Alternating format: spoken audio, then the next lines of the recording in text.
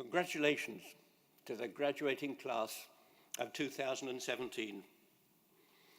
You have, I better put my glasses on. It'll make much better sense what I have to say by way of congratulating all of you in the graduating class of 2017, because you have many reasons to celebrate. And so have your parents, and so have your grandparents. You have reached a threshold, a momentous milestone in your lives, and the U of T has given you a flying start to the next stage. Most of you are about to leave the university and enter the world of what? Graduate school? Medical school? Perhaps not all of you. Perhaps some of you will go into alternative career paths. Perhaps you'll go into business, commerce, politics, or law, maybe even dance, maybe theater.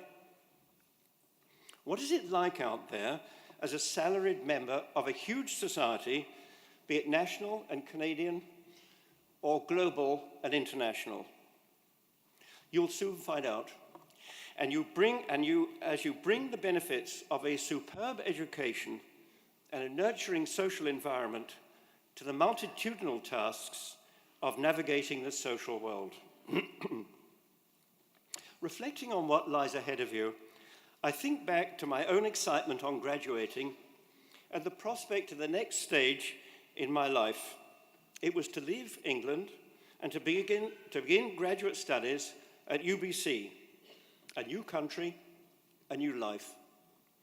Beyond that, I could not have predicted the twists and turns and straight lines of my future life. I doubt if you can either, and that is part of the excitement and the fascination of adult life. Fast forward to 1977. That was the year I became a Canadian citizen. Hélène Baillargeon interviewed me and presided over the citizenship process. On the face of it, she was the most unlikely person to be in that position. She was famous for the children's program on CBC television, Chez Hélène, launched coincidentally on my 23rd birthday, which happened to be my first birthday in Canada. She was an admirable and remarkable woman, a singer of songs of French Canada, who made several recordings of those songs, as well as songs for learning French for the Folkways Record Company. Her bilingual television program was one way in which she reached out to the English-speaking world to build a bridge to the Francophone world. And there she was, 18 years later, officiating at my citizenship interview as a Canadian citizenship court judge. That in itself speaks volumes about her and about Canadian society. She welcomed me as a new citizen with some memorable sentiments on what it means to be Canadian. She emphasized that Canada was a country of people from a multitude of ethnic, linguistic, and cultural backgrounds, and that Canada draws strength from welcoming and preserving that diversity. In a phrase, her message was this: accept and respect the differences and make the most of them. That is the message I wish to pass on to you, the graduating class of 2017. You may say, well, that's obvious to all of us and my friends, but I don't think it is a bad thing to be reminded that in the post-graduation world of business, commerce, and the professions, and even in universities, all is not harmonious coexistence. Conflicts inevitably arise, and it's always good to remind ourselves to be as tolerant and understanding as best as we can in conflicts with others who are different from us.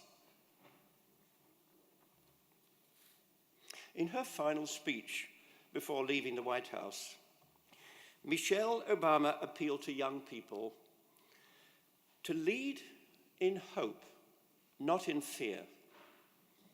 We all know why she chose those inspirational words. They've grown in importance since then.